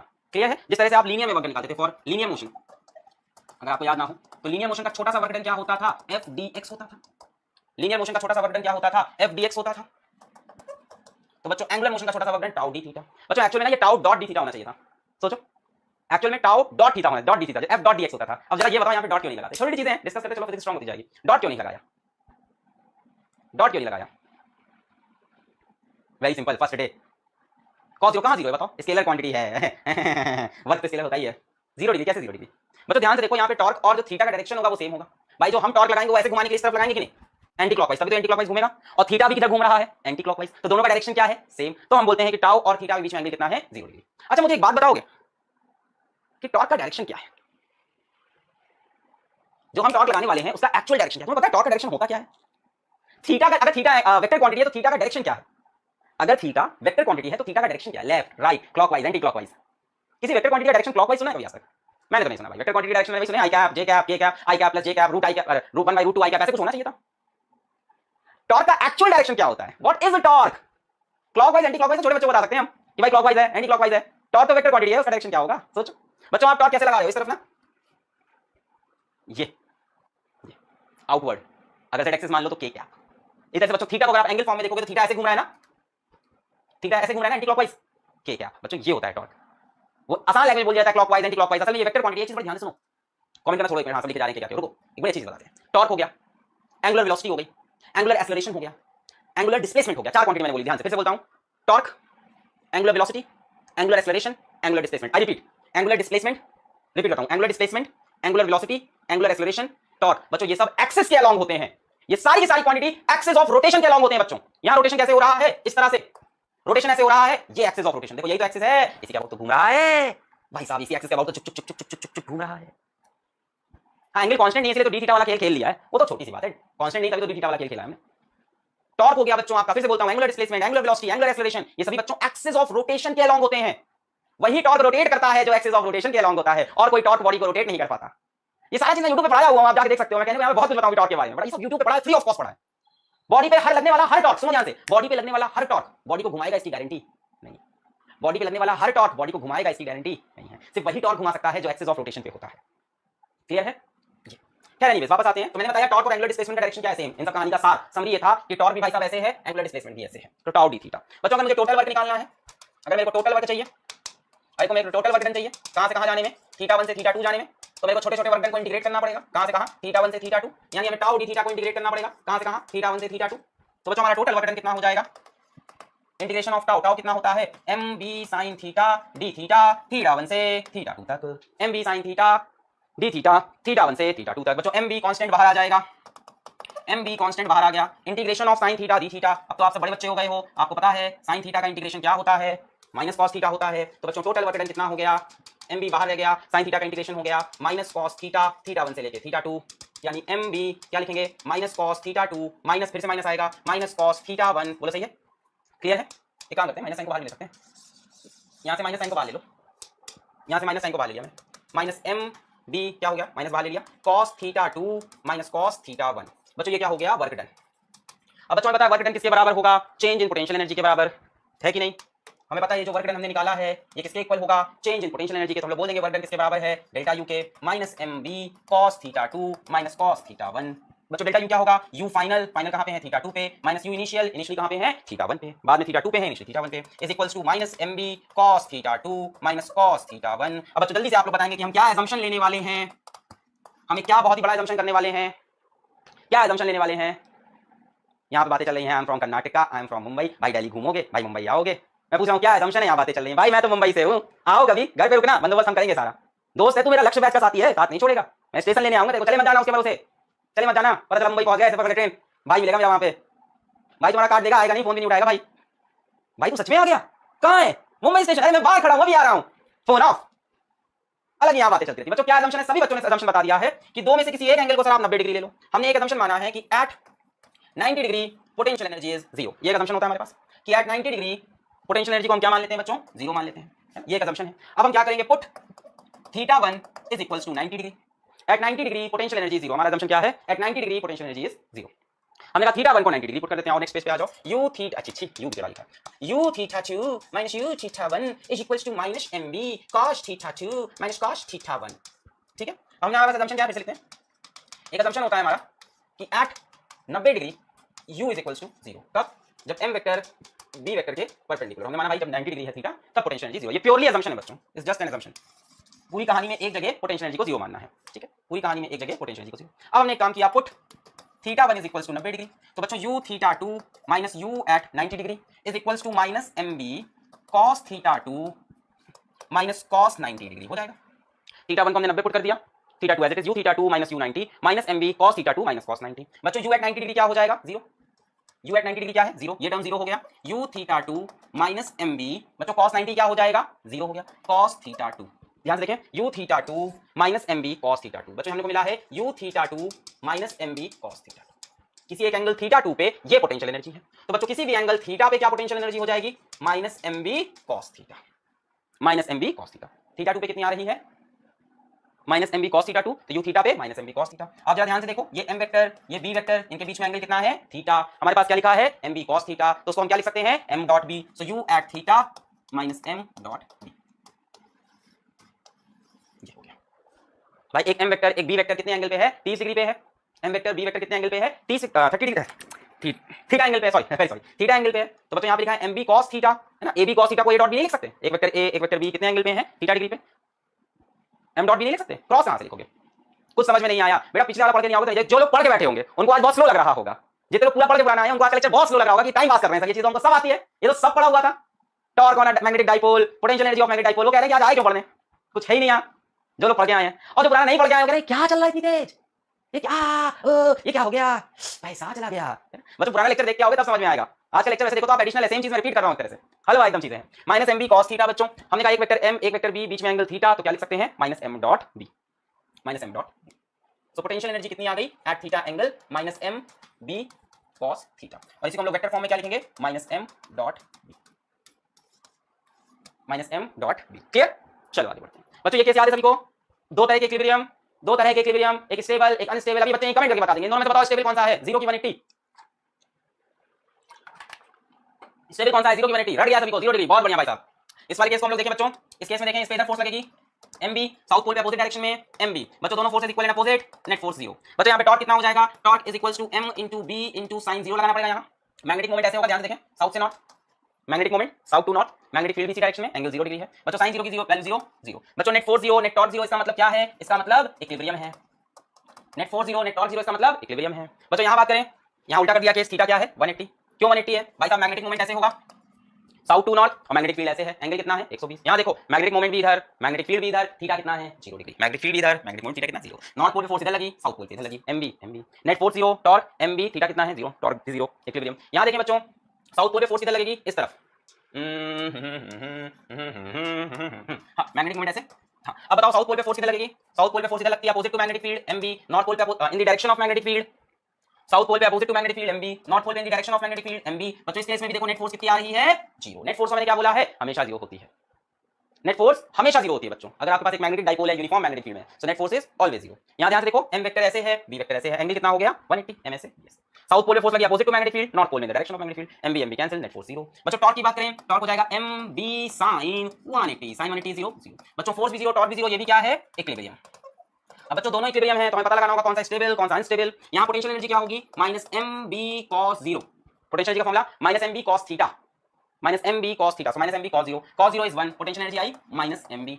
बच्चों यहाँ पोटेंशियल एनर्जी क्या होगी minus M B cos 180, cos 180 की वैल्यू होती है -1, माइनस माइनस प्लस हो जाएगा प्लस एम बी। बच्चों ध्यान से देखो, ये कैसी पोटेंशियल एनर्जी आई है आपकी मिनिमम, ये कैसी आई है मैक्सिमम, ये कैसी पोटेंशियल एनर्जी है मिनिमम, और ये कैसी पोटेंशियल एनर्जी है मैक्सिमम, है कि नहीं? यहाँ पे माइनस एम बी है, वहां पे प्लस एम बी है कि नहीं? बच्चों जहां पे मिनिमम पोटेंशियल एनर्जी होती है वो कौन सा इक्विलिब्रियम होता है, जहां पे मिनिमम पोटेंशियल एनर्जी होती है वहां पे कौन सा एंगल होता है स्टेबल। तो बच्चों ये कौन सा इक्विलिब्रियम हो गया स्टेबल, और जहां पे मैक्सिमम पोटेंशियल एनर्जी कौन सा इक्विलिब्रियम होता है unstable.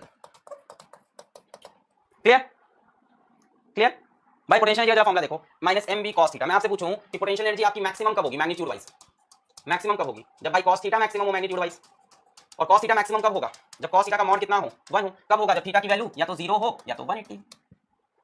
cos 0 is 1, cos 180 is -1। Magnitude तो दोनों बार इसका बनी आएगा। अगर इसके मैग्नीट्यूड की बात करें मैक्सिमम 0 डिग्री पे इसका मैग्नीट्यूड पॉजिटिव मैक्सिमम, 180 डिग्री पे नेगेटिव मैक्सिमम। क्लियर? 0 डिग्री पे क्या है नेगेटिव मैक्सिमम, 180 पे positive maximum. Clear? Stable and unstable. Clear है? इजी चीजें थी। चलो सवाल करते हैं। Calculate the work done in rotating a magnet of magnetic moment इतना, magnetic moment 3 joule tesla inverse through an angle of 60 degree, theta is equal. मैं सोच रहा था इस टॉपिक को स्किप कर दूंगा ना, रिपीटेड टॉपिक था, बट फिर लगा आप बोलते आपने पढ़ा यानी from its position through an angle of 60 degree from its position along a magnetic field of strength 0.34 into 10 to the power -4 Tesla. क्या पूछ रहा है? Calculate the work done. बच्चों वर्क डन का हमारे पास कोई नया फॉर्मूला तो है नहीं, वर्क डन का हमारे पास कोई नया फॉर्मूला तो है नहीं। हमारे पास वर्क डन का कौन सा फॉर्मूला है डेल्टा यू का फॉर्मूला बच्चों, final potential energy minus initial potential energy, simple. और पोटेंशियल एनर्जी क्या है हमारी minus M B cos theta. Clear एकदम? बताएं कितना आ रहा है, ए आ रहा है 5.1 10 -5। अच्छा आओ करके देखें। Through an angle of 60 degree from its position along a magnetic field. अच्छा स्टार्टिंग में कितने पे है, आओ देखते हैं। ये बच्चों मैग्नेटिक फील्ड है, कैसे रोटेट किया है, हाँ through an angle of magnetic moment, calculate the work done in rotating a magnet of magnetic moment इतना through an angle of 60 degree from its position along a magnetic field. Starting में position क्या है? along the magnetic field. Starting में position क्या है? along the magnetic field. शुरुआत में position ये है साउथ, ये नॉर्थ, कैसे रखा है? along the magnetic field. और यहां से कितना रोटेट किया है? Angle of 60 degree. बच्चों शुरू में ये इनिशियली है, इनिशियली कैसा रखा है? along a magnetic field, from its position along a magnetic field. तो बच्चों इनिशियली एंगल कितना हो गया? 0 डिग्री. और कितना रोटेट करना है? 60 डिग्री. तो बच्चों फाइनली एंगल कितना हो जाएगा? θ2 कितना हो जाएगा? 60 डिग्री. हो जाएगा कि नहीं? इनिशियली along है 0 degree, finally 60 degree, θ2 equal to 60 degree. तो बच्चों work done is equals to change in potential energy u θ2 minus u θ1, यानी u at 60 degree minus u at 0 degree. u का फॉर्मूला क्या है? minus mb cos θ, so minus mb cos 60 minus u at 0 minus mb cos 0. बच्चों minus mb cos 60 की value 1/2 minus minus plus mb cos 0 की value 1. mb minus mb/2 यानी mb/2 आएगा answer. mb minus mb/2 mb/2. तो बच्चों work done कितना हो गया? mb/2. अब m और b की वैल्यू दे रखी होगी शायद. 3 b कितना है? 0.34 into 10 power minus 4. 3 into 0.34 into 10 to the power minus 4 upon 2. 3 4s are 12, 3 3s are 9 और 1 10. 3 4s are 12, 1 3 3s are 9. 0.34 है, कुछ गलत नहीं लिखा है. 0.34. ठीक है. हाँ भाई 3 4s are 12, 1 3 3s are 9, 1 10, 1 point. तो कितना आ रहा है ये? 1.02/2 into 10 to the power minus 4. कितना हो जाएगा ये? 2 5s are 10, 2 1s are 2 into 10 to the power minus 4 joules. कितना लिखेंगे? 5.1 into 10 to the power minus 5 joules. Clear है? ये पॉइंट इधर ले गए, 10 की पावर में एक माइनस बढ़ा दिया. 5.1 into 10 to the power minus 5 joules. Clear है? डायरेक्ट भी तो कर सकते हैं. डायरेक्ट कैसे कर सकते हैं? यही तो डायरेक्ट है. और कौन सा डायरेक्ट तरीका है? क्लियर है? 5.1 into 10 to the power minus 5 joules. Clear? चलो यहाँ बच्चों ये रिपीटेड टॉपिक आपका एंड हुआ. यहाँ पे आपका ये रिपीटेड टॉपिक एंड हुआ. ये पूरा रिपीटेड था. ये आप पहले भी पढ़ चुके हो, एक बार नहीं 3 बार. हाँ बहुत बोरिंग था, पर अभी छोड़ देते तो फिर तुम बोलते आके मेल करते, फिर आके यूट्यूब पे जाके कमेंट करते लक्ष्य बैच में पूरा नहीं पढ़ाते, छोड़ देते हैं टॉपिक. आता नहीं है उनको बार मैग्नेट. यूट्यूब पे भी नहीं पढ़ाया, लक्ष्य बैच में भी नहीं पढ़ाया. मजा नहीं आया क्लास में, है ना? तो फिर ऐसा करने लगते, तो इसलिए ऐसा करना पड़ा. लेक्चर खत्म, सवा 8 बजे लेक्चर खत्म हो सकता है मेरा. 8:17 हो रखे हैं, 18 हो गए. अभी अभी खत्म कर दूंगा लेक्चर. हाँ इतने ढेर सारे पैसे दिए तुमने, इतनी जल्दी चले जाओगे? कुछ होने तो दो. अभी बता रहा हूँ, अभी पढ़ाया बोरिंग है, बहुत बोरिंग है, रिपीटेड है. अभी नहीं पढ़ा था तो यूट्यूब पे जाके लिखते you are a good teacher Alakh Pandey sir, I really respect you from heart. फिर आता वो वर्ड, दुनिया का सबसे खतरनाक वर्ड. कौन सा होता है बच्चों? कौन सा होता है वर्ड सबसे खतरनाक? आप बहुत अच्छा पढ़ाते हैं, you are a very nice teacher but. हाँ आ गया, you are a very nice teacher, आप लक्ष्य बैच में अच्छा पढ़ा रहे हैं बट आपने सर एक टॉपिक छोड़ दिया है. शायद आपको ये बात नहीं पता है. स्टार्टिंग में क्या हुआ था, जब हमारा ऐप क्रैश कर गया था तो मेरे पास ऐसे मिलाते थे जब स्टार्ट किया. सर आपका ऐप क्रैश कर गया है, सर आपका नहीं चल रहा है, सर आपका ऐप नहीं खुल रहा है. मैं हाथ में लेके बैठा हूं मोबाइल वहां पे. सर आपने बार मैग्नेट का डाइपोल मोमेंट, बार मैग्नेट पे टॉर्क और वर्क डन नहीं पढ़ाया है, और जब पढ़ाया तो बोरिंग है, छिछी है ना? तो ये वही बात है कि ये मेरे साथ नहीं, दुनिया में किसी तुमने भी देखा होगा. मैं यूट्यूब पे कभी जल्दी किसी भी बात पर रिएक्ट नहीं करता, कभी नहीं. कितने यूट्यूबर्स फॉर द वीडियो बनाते हैं, कई लोग मेरे अगेंस्ट वीडियो बनाते हैं, सब चलता है, कभी रिएक्ट नहीं करता है. मेरी उसमें दूसरी मतलब वही है ना यार बात, कुछ तो लोग कहेंगे, लोगों का काम है कहना. लाइफ में एक चीज अगर ये कर सको यार, मैं बहुत बड़ा मोटिवेशन स्पीकर हूं, मेरी बात तुमको सुननी है, बस जो चीज एक्सपीरियंस की लाइफ में जो डेफिनेटली तुमको एक अच्छे रास्ते पे ले जाती है. सक्सेस नहीं मुझे अच्छा रास्ता है, सुकून का रास्ता है. Stop paying heat, stop paying heat. मतलब आप कुछ भी करोगे ना, दुनिया हमेशा कमेंट करेगी. लोग हमेशा मेरे ऊपर तरह तरह की वीडियो बनते हैं, अच्छा पढ़ाते हैं, बहुत अच्छा कर रहे हैं, खराब पढ़ाते हैं, खराब पढ़ा रहे हैं, खराब करते हैं. काम काम. मैंने लाइफ में कोई इंटरव्यू नहीं दिया था. एक न्यूज़ वाला हुआ था बीच में, उसमें भी बहुत ही कंट्रोवर्सीज हो गई थी, उसमें कई इन्फॉर्मेशन गलत थी उस इंटरव्यू में. मैं आज फिर से बता रहा हूं, मैंने इसको यूट्यूब के कम्युनिटी पोस्ट में लिखा था. मैंने यूट्यूब के कम्युनिटी पोस्ट में बात लिखी थी कि उस इंटरव्यू में बहुत ही चीजें गलत छापी गई है बिना मेरी इन्फॉर्मेशन के. जो मेरे एक हिंदुस्तान टाइम्स का था, फिर उसके बाद किस पे आया था, एक न्यूज चैनल था उस पे था, एक स्टेट न्यूज के चैनल पे भी आया था, न्यूज़ 18 के स्टेट न्यूज था, किसका था, और भी कई आज तक पे था. तो और आज तक वालों की मेरे से कोई बात नहीं हुई है आज तक. आज तक वालों की मेरे से कोई बात नहीं हुई, आज तक उन्होंने मेरे से कोई बात नहीं, सिर्फ हिंदुस्तान टाइम्स से मेरे से कांटेक्ट किया था. उसके बाद फिर हिंदुस्तान टाइम्स के इंग्लिश वर्जन में, हिंदी वर्जन में, आज तक में, फिर अलग अलग न्यूज चैनल में सब डाल रहे थे. मेरे से किसी की कोई बात नहीं हुई थी, मतलब which is definitely not good. अच्छा मैंने उसके अगेंस्ट वॉइस क्यों नहीं रेज की? कुछ तो लोग कहेंगे, लोगों का काम. तो बच्चों don't pay heat, just do your work with sincerity. मुझे पता है कि मैं क्या कर रहा हूं, मुझे पता है तुम्हारे एग्जाम में क्या आना है, मुझे पता है तुम्हें फिजिक्स कैसे सिखानी, मैं उस पे ध्यान देता हूं. कई बार ऐसा होता है बच्चे बोलते हैं आपने टॉपिक नहीं पढ़ाया, इसमें क्वेश्चन नहीं कराया. मुझे पता है मुझे क्या देना है यहाँ पे, ठीक है, वो सालों से सीखा है हमने, अभी भी सीख रहे हैं. चलिए आगे बढ़ते हैं, बातें बहुत सी. Let's go to the topic. बड़ा इंटरेस्टिंग टॉपिक आने वाला है. इंट्रोडक्शन होगा जिसका अर्थ मैग्नेटिज्म. बच्चों आज हम लोग इंट्रोडक्शन देख रहे हैं अर्थ मैग्नेटिज्म. सभी को पता होगा कि अर्थ के पास अपनी मैग्नेटिक फील्ड होती है. तो आज हम लोग अर्थ की मैग्नेटिक फील्ड का सिर्फ इंट्रोडक्शन देखेंगे कि कैसे डिस्कवर हुई अर्थ की मैग्नेटिक फील्ड, किसने पता लगाई, और दूसरी चीज कि क्या ओरिजिन है अर्थ की मैग्नेटिक फील्ड का, क्यों होती है अर्थ की मैग्नेटिक फील्ड, और कैसी दिखती है अर्थ की मैग्नेटिक फील्ड, है ना? आज कोई हम इसके ऊपर कोई टेक्निकल टर्म्स लेके नहीं आएंगे कि एंगल ऑफ डिप क्या होता है, एंगल ऑफ इंक्लिनेशन क्या होता है, मैग्नेटिक मेरिडियन क्या होता है, ज्योग्राफिकल मेरिडियन क्या होता है, horizontal component of earth magnetic field क्या, ये सब कुछ नहीं. Angle of dip, angle of inclination, magnetic meridian, geographical meridian, ये सब नेक्स्ट लेक्चर में. आज सिर्फ मजा लेना है. वाओ अर्थ हैज मैग्नेटिक, इसको समझना है, फील लेना है, इंट्रोडक्शन है. So let's go to the next topic, earth magnetic field. बच्चों सबसे पहले evidences in support of earth magnetism. क्या सबूत हैं कि अर्थ की मैग्नेटिक फील्ड होती है? किसने सबसे पहली बार बताया कि अर्थ की मैग्नेटिक फील्ड होती है? बच्चों कहानी पुरानी है, एक कहानी है ग्रीस की, बहुत पुरानी कहानी है, 1600 BC की कहानी है. ग्रीस की कहानी है, ग्रीस का एक आइलैंड है मैग्नीसिया. तो वहां पे एक शेफर्ड था, उस शेफर्ड की कहानी है ये. मैग्नीज द शेफर्ड, ठीक है, या मैग्नेस द शेफर्ड पढ़ते हैं, पता नहीं अंग्रेजी में कैसे पढ़ते हैं, ग्रीक में कैसे पढ़ते होंगे पता नहीं। तो मैग्नीज द शेफर्ड था, उनकी कहानी थी सारी। अब अच्छा, ये कैरेक्टर ओरिजिनल है कि नहीं है ऐसा कुछ पता नहीं है, विकिपीडिया पे भी जाओगे तो बोलते हैं विकिपीडिया में ये वर्ड यूज किया है, possibly based on a real person, based on, है ना, विकिपीडिया पे वर्ड यूज किया है माइथोलॉजिकल फिगर, माइथोलॉजीज में एग्जिस्ट करता है ये फिगर, इसने पहली बार बताया आज की मैग्नेटिज्म के बारे में, मतलब कहानियां हैं, हाँ प्रॉब्ली एक रियल स्टोरी होगी, ठीक है। तो बच्चों ये शेफर्ड था, शेफर्ड क्या करते हैं, भेड़ चराते हैं, क्या करते हैं, शेफर्ड कौन होते हैं, पान बेचते हैं, नहीं, क्या करते हैं, एक बच्चा फिंगर के निशान से कुछ बता रहा है, शेफर्ड क्या करते हैं, चिच्ची भेड़ बकरी चलाते हैं। ये ऑनलाइन क्लास में अब्यूजिंग वालों का क्या हाल हुआ है, एक बहुत ही वायरल वीडियो सर्कुलेट हुई है, टीचर ने अपने रूम में बुलाया, डंडे से धाड़ धाड़ मारा है, ऑनलाइन क्लास में जो गाली गलौज कर रहे थे उनको पकड़ के, हाँ तो खैर नहीं, हाँ भेड़ बकरी चलाने वाले, तो बच्चों भेड़ बकरी चलाता था बंदा, ठीक है, शेफर्ड आई थे अपने, है ना, मैग्नीज द शेफर्ड आई थे, भेड़ बकरी चलाते थे, और उस टाइम 1600 BC की बात है, बहुत पुरानी कहानी है। तो बच्चों उस टाइम जो जूते होते थे, जो उनकी चप्पल होती थी, फुटवेयर्स होती थी, तो उसमें क्या होता था, लकड़ी की होती थी और कीला ठुका होता था, ऐसे ऐसे फंसाने के लिए पैर की उंगलियां ऐसे फंसाते हैं ना हम लोग, स्लीपर्स में चप्पल, हाँ चप्पल में ऐसे सैंडल में ऐसे फंसाते हैं ना, तो वहां पे कीला ठुका होता था उसके अंदर, ठीक है। तो उन्होंने ये महसूस किया कि कई बार उनकी जो चप्पल थी, उनकी जो स्लीपर थी, उनकी जो फुटवेयर थी, वो चिपक जा रही थी लैंड से, चिपक जाती थी लैंड से। अब वो किसने चिपक रही थी, due to the iron nail in their footwear, तो यही बात है। A mythological figure possibly based on a real person from an island in Greece named Magnesia is believed to discover natural magnetism due to earth, माना जाता है कि उन्होंने discovery की थी। कैसे? He found his wooden shoe with iron nail. He found his wooden shoe with iron nail. At times, stayed stuck to the ground. ठीक है, ये इनकी इमेज मैंने विकिपीडिया से ली है, सोर्स इसका विकिपीडिया है। ये इनकी एक इमेज थी वहां पे, ये भी ऐसी बनाई गई है। तो इनके जो स्लीपर्स में आयरन नेल थे, वो चिपक जा रहे थे लैंड से। अब आयरन नेल चिपक रहे थे, उन्होंने कंक्लूड किया कि कुछ मैग्नेटिक प्रॉपर्टी है, ठीक है। अब ग्राउंड से चिपक रहे थे, टू द ग्राउंड, ग्राउंड मतलब अर्थ से चिपक रहे थे, यानी अर्थ के पास कुछ मैग्नेटिक प्रॉपर्टी होगी, है ना, अर्थ के पास कुछ। ये पहला एविडेंस है, बहुत पुराना है। इसके बाद एक्सपेरिमेंटल एविडेंस है, ये तो बहुत पुराना एविडेंस हुआ। एक्सपेरिमेंटल डिस्कवरी हुई, एक्सपेरिमेंट से प्रूव किया कि हाँ मैग्नेटिक फील्ड होगी, ऐसे कई एक्सपेरिमेंट्स हुए। पहला ये वाला सबने ध्यान रखा है, a freely suspended magnet always comes to rest in north south direction. मैंने जब ये बात बताई थी प्रीवियस लेक्चर में, बच्चे बोल रहे थे क्यों क्यों क्यों। ये एक मैग्नेट है, ये एक मैग्नेट है, इसको धागे से ऐसे मैं टांग दूं, इसको मैं थ्रेड बांध के ऐसे टांग दूं, तो ये ऐसे ऐसे ऐसे ऐसे करते हुए किसी एक डायरेक्शन में रेस्ट कर जाएगा। भाई धागे से टांगोगे, थोड़ी देर उसमें रिस्टोरिंग टॉर्क लगेगा, धागे में ऐसे ऐसे ऐसे करते हुए एक डायरेक्शन में ये रेस्ट करेगा। बच्चों जिस डायरेक्शन में ये रेस्ट करता है वो नॉर्थ साउथ डायरेक्शन होता है, नॉर्थ साउथ डायरेक्शन। अब ये नॉर्थ साउथ डायरेक्शन में ही क्यों रेस्ट करता है, कोई ना कोई मैग्नेटिक फील्ड होगी, पर इस कमरे में कोई मैग्नेट नहीं है, इस कमरे में कोई इलेक्ट्रोमैग्नेट नहीं है, इस कमरे में मैं सिर्फ एक सिंपल सा मैग्नेट लेके आया, एक बार मैग्नेट, इस कमरे में और कोई मैग्नेटिक फील्ड नहीं है, और उसको मैंने धागे से बांध के टांगा, तो वो ऐसे ऐसे घूमता हुआ ऐसे रेस्ट कर रहा है नॉर्थ साउथ में।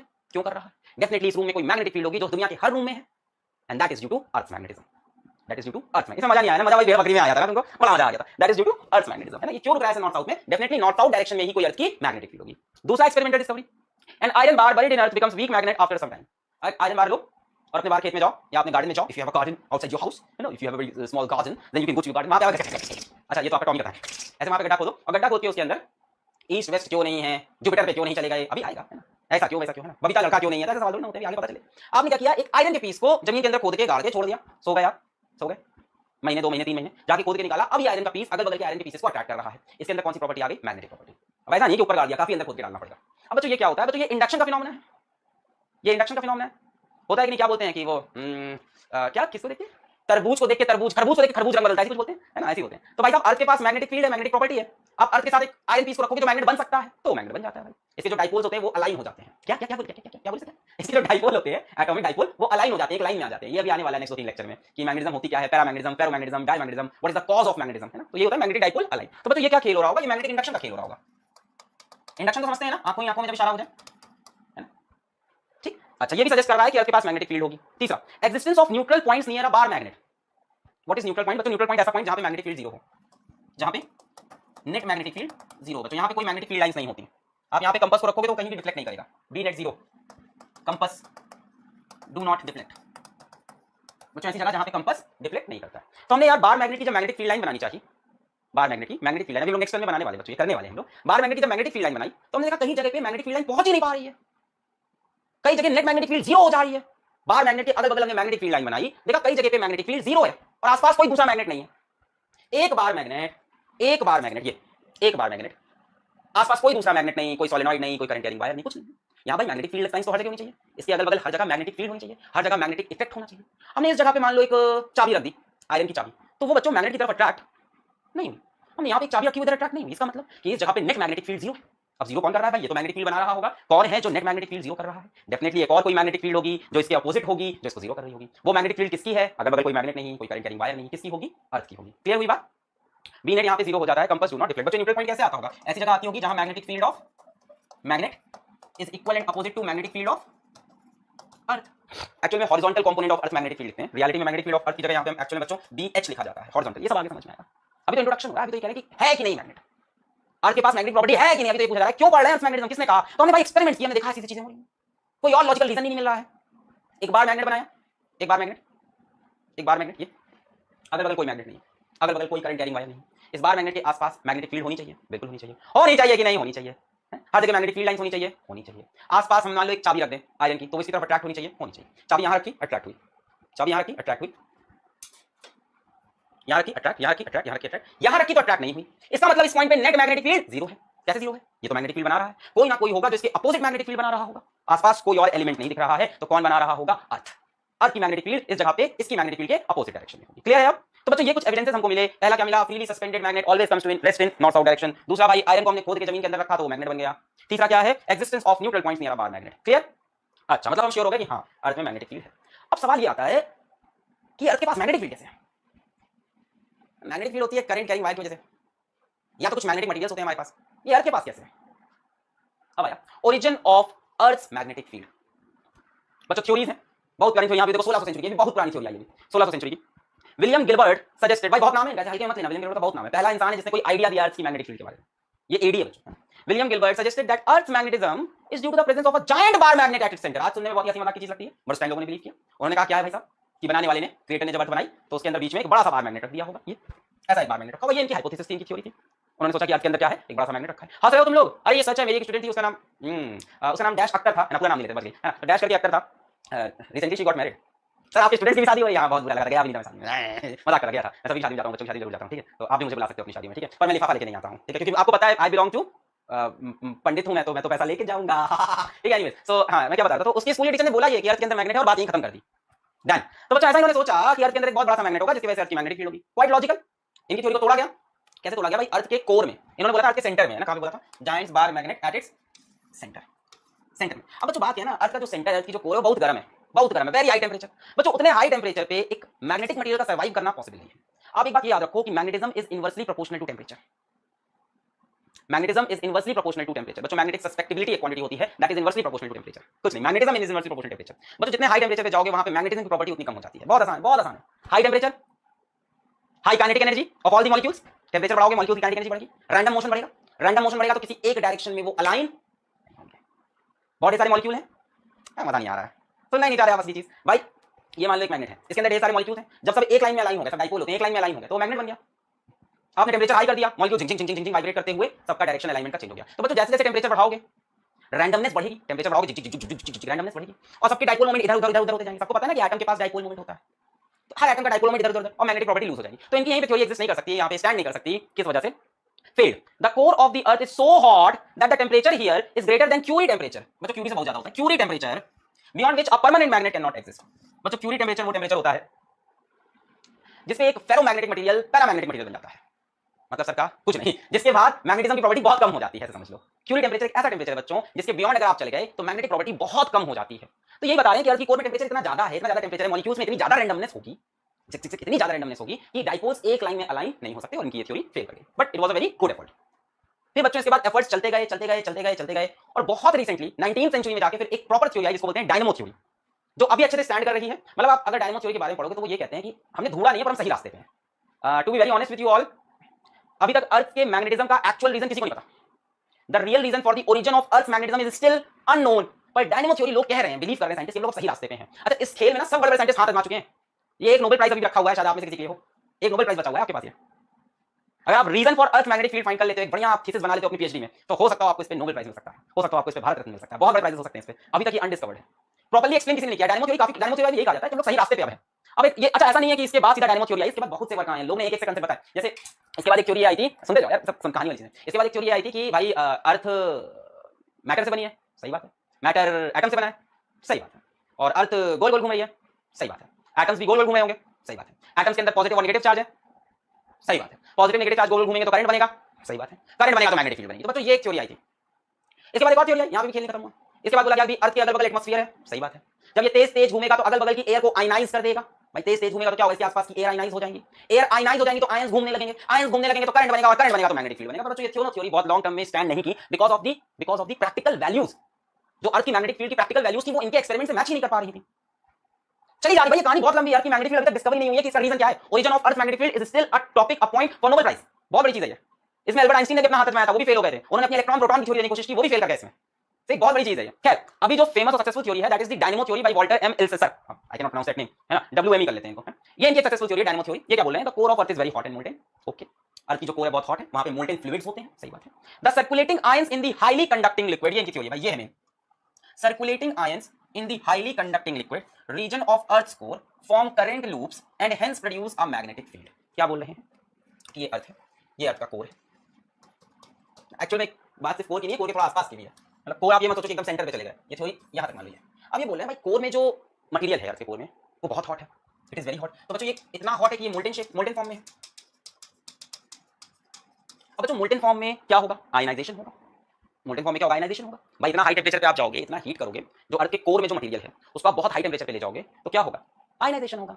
Amount of energy required to remove an electron from the valence shell, उतनी एनर्जी मिल जाएगी इस टेंपरेचर से। तो बच्चों यहाँ मोल्टेन फॉर्म में क्या होगा कि यहाँ पे जो आयंस होंगे वो निकल, इसकी हम बात करें, इसकी हम बात करें, इसकी हम बात करें, तो यहाँ पे तो क्या होगा कि यहाँ पे जो एटम्स होंगे उसमें से इलेक्ट्रॉन्स निकल के बाहर आ जाएंगे और एटम्स पे क्या आ जाएगा, पॉजिटिव चार्ज, कैटायन बनने लगेंगे और इलेक्ट्रॉन्स बाहर आ जाएंगे, होगा कि नहीं भाई। क्या होगा यहाँ पे ionization, ionization at high temperature. इतना हाई टेंपरेचर है कि amount of energy required to remove electron from the valence shell वो आराम से हो जा रहा है।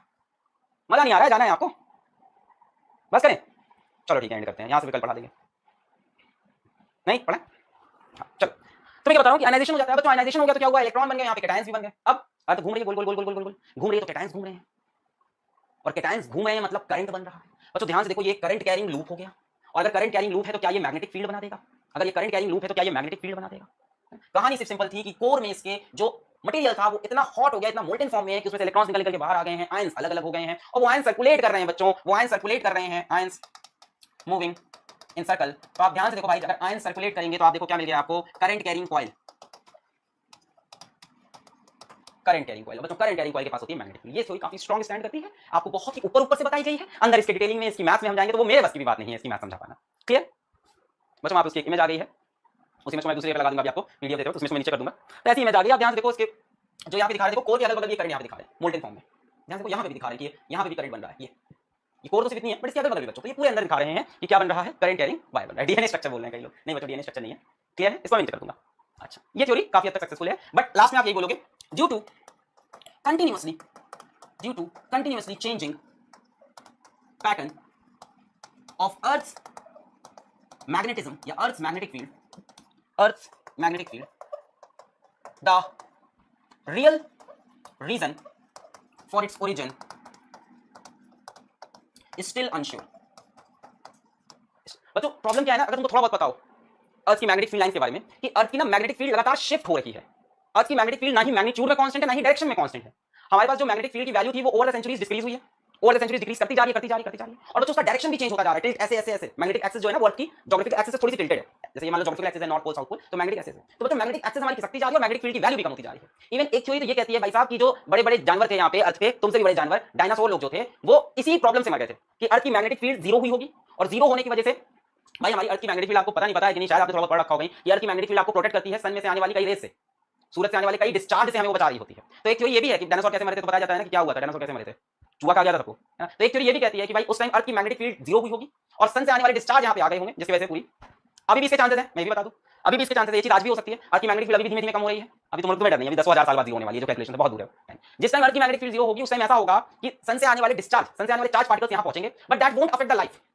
हमारे कम्युनिकेशन सिस्टम सारे बंद हो जाएंगे, मोबाइल टेक्नोलॉजी बंद हो जाएगी, टीवी जितनी भी टेक्नोलॉजी है, जितनी भी करंट इलेक्ट्रिसिटी है, ये सारी चीजें बंद हो जाएगी, इलेक्ट्रिसिटी एंड मैग्नेटिज्म खत्म हो जाएगा, बाकी दुनिया चलती रहेगी, और वापस आने में फिर हम लोग 1000 साल लगेगा वापस डेवलप करने में। तो ये सब थ्योरीज हैं, ऐसी प्रॉब्लम्स हैं जिसकी वजह से अभी भी एग्जैक्ट कॉज हमें अर्थ के मैग्नेटिज्म का नहीं पता है। आपसे कोई पूछे what is the origin of earth magnetism, तो हम लोग सही रास्ते पे डायनेमो थ्योरी है जो बोलती है कि हां कुछ हद तक हम सही हैं, बट इसकी अभी भी प्रॉपर, क्योंकि अर्थ की मैग्नेटिक पैटर्न जो शिफ्टिंग है ना वो एक्सप्लेन नहीं हो पाई इससे भी।